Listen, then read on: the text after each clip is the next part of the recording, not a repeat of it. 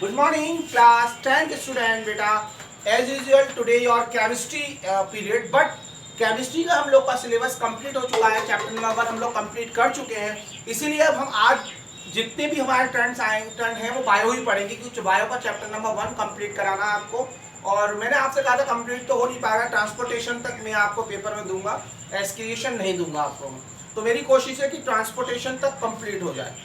तो फिर इसलिए आज हम केमिस्ट्री स्टार्ट करेंगे और सॉरी बायोलॉजी स्टार्ट करेंगे और बायो का चैप्टर नंबर 1 पढ़ेंगे. सबसे पहली बात कि आप लोग बेटा घर पे पढ़ नहीं रहे, और पढ़ने के वजह से आप लोग, क्योंकि मेरी आपने सबसे पहले आपको बता दूं केमिस्ट्री का आपको नोट्स कंप्लीट करना है. फिर आपको जो मैंने एनसीईआरटी के क्वेश्चन आंसर दिए हैं उसके नीचे वो क्वेश्चन आंसर भी करने हैं आपको. तो आप लोग प्लीज अपना काम कंप्लीट करके 1 तारीख तक, 1 जुलाई तक आप लोग मेरी नंबर पे पीडीएफ फाइल बना के भेज देंगे. जिन जिन की पीडीएफ आ जाएगी वही उन्हीं को मैं नंबर दे पाऊंगा, अदरवाइज नंबर मैं उन्हें नहीं दे पाऊंगा. तो 39 स्टूडेंट हैं पूरी क्लास में. 39 की मुझे नोटबुक 1 जुलाई तक चाहिए, दोनों सब्जेक्ट की. केवल अभी केमिस्ट्री की चाहिए, बायो की मैं टाइम बता दूंगा, टाइम एक आध दिन एक्स्ट्रा दे दूंगा. बायो में तब करेंगे. ठीक है, चलिए आज हम बायो को बात करते हैं. रेस्पायरेशन चल रहा था, हम लोग ने रेस्पायरेशन में टाइप ऑफ रेस्पायरेशन पढ़ लिया था. एरोबिक एनारोबिक रेस्पायरेशन किस तरीके से होता है ये भी पढ़ लिया था. Now we discuss the 3 point of today in this class.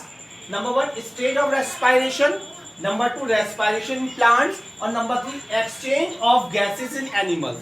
ये आज हम पॉइंट पढ़ेंगे आपके बाद. उसके बाद फिर नेक्स्ट कल हम लोग इंशाल्लाह डिस्कस करेंगे.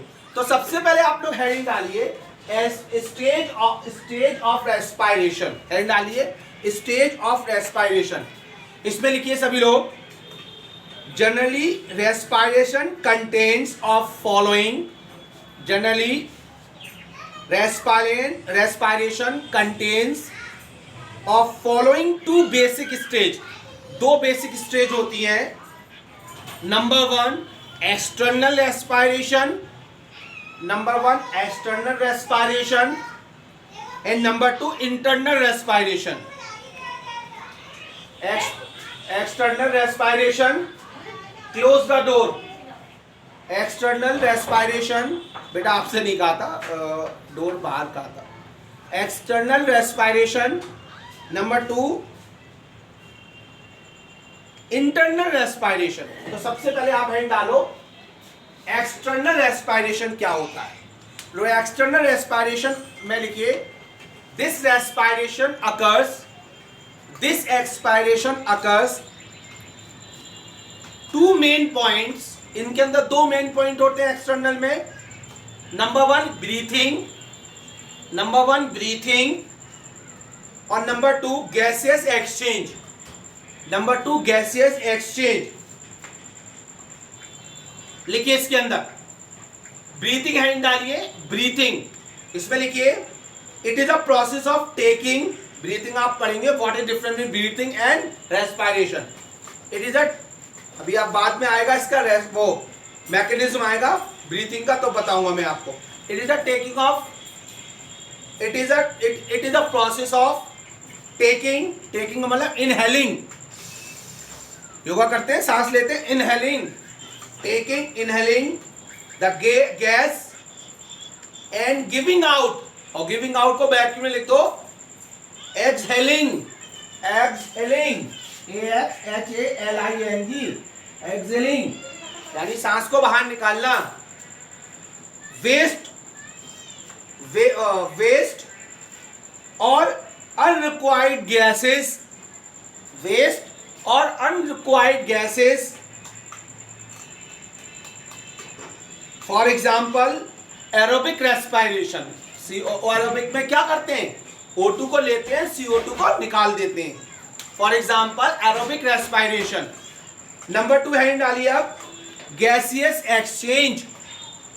गैसियस एक्सचेंज में लिखिए in involve diffusion of O2 from lungs. जब लंग्स में O2 from lungs and CO2 from blood to lungs. It involve exchange. Gases exchange क्या होता है कि O2 को कहाँ पहुंचाना, लंग्स से ब्लड को ब्लड के अंदर, लंग से ब्लड के अंदर O2 को, ऑक्सीजन को और कार्बन डाइऑक्साइड को क्या करना, ब्लड से लंग से बाहर निकालना। In plant gaseous exchange, in plants gaseous exchange take place through stomata. Plant के अंदर एक स्टोमेटा होता है, वहां पे मैंने आपको चैप्टर नंबर रेस्पिरेशन उसमें पढ़ा दिया था न्यूट्रिशन में। Through stomata of leaf with the environment, environment के थ्रू करती हैं प्लांट के अंदर। अब नंबर 2 हेडिंग डालिए, नंबर 2 इंटरनल रेस्पिरेशन। एक्सटर्नल में 2, इंटरनल रेस्पिरेशन में लिखिए it refers to the gases exchange, it refers to the gases exchange between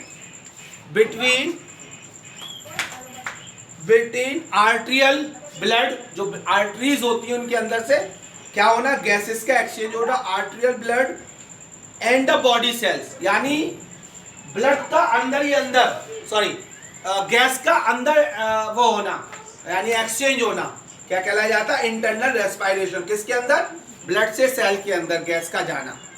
चलिए अब नंबर 2 हेड डालो, ये खत्म हो गई। नंबर 2 डालिए अब, रेस्पिरेशन इन प्लांट्स, प्लांट का रेस्पिरेशन। देखता हूं कितनी वीडियो हो गई है। चलिए कैरी ऑन रखिए, रेस्पिरेशन इन प्लांट्स। तो लिखिए प्लांट्स के अंदर, in plant exchange of the gases occurs, in plants exchange of gases occurs through stomata। पहले ऊपर हमने बात करी प्लांट के अंदर थ्रो में स्टोमेटा से गैस का एक्सचेंज होता है। एंड लार्ज इंटरसेलुलर स्पेस, और बहुत सारा स्पेस होता है इसके अंदर। And large intercellular space present throughout the plant body, it ensure, ये ensure करता है that all the cell are contact with air, यानी इसका एरिया ज्यादा होता है। जो ensure ये करता है कि ज्यादातर जो सेल जो है वो किसके कांटेक्ट में है, एयर के कांटेक्ट में है। फुल स्टॉप लगाइए, आगे लिखिए, roots stem and leaves, root stems and leaves are involved, देखो मेरी वीडियो सही आ रही है, are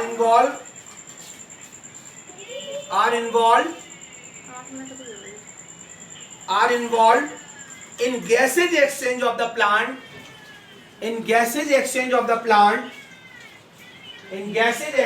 plant, यानी प्लांट के अंदर कौन इन्वॉल्व करता है, रूट करती है इन्वॉल्व, लीव्स करती हैं और स्टेम करती है, गैसेस चेंज में इसका मदद करती है। डालो इन लीव्स, लीव्स में कैसे काम करती है, इन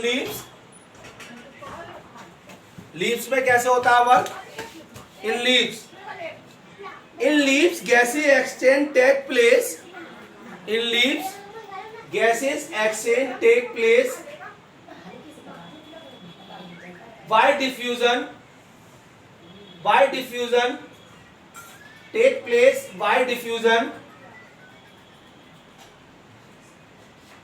place by diffusion of oxygen,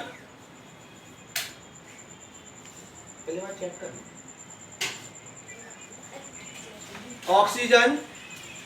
by diffusion of oxygen through stomata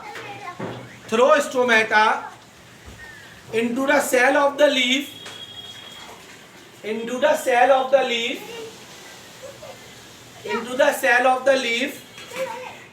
stomata are the pores, छोटे छोटे pores होते हैं stomata, present on the epidermis of the leaves। Epidermis means होता है इस तरीके का, जो एपिडर्मिस होता है, अपर एपिडर्मिस लोअर एपिडर्मिस, यानी ऊपर और नीचे के बीच का हिस्से में ये पोर्स पाए जाते हैं लीव्स के अंदर। Epidermis of the leaf, the direction, भैया देखो हेडफोन लगा के सुनना पड़ेगा आपको, the direction of diffusion mainly depends, जो डायरेक्शन होता है डिफ्यूजन का ज्यादातर mainly depend upon environmental condition, environmental condition के अकॉर्डिंग ही एक्सचेंज होता है गैस का, and requirement of the plant, और जितनी प्लांट को रिक्वायरमेंट होती है उतने ही एक्सटर्नल ऑफ द गैसेज होती है। ठीक है भाई, अभी आगे और वीडियो देखता हूँ कितनी हो गई है।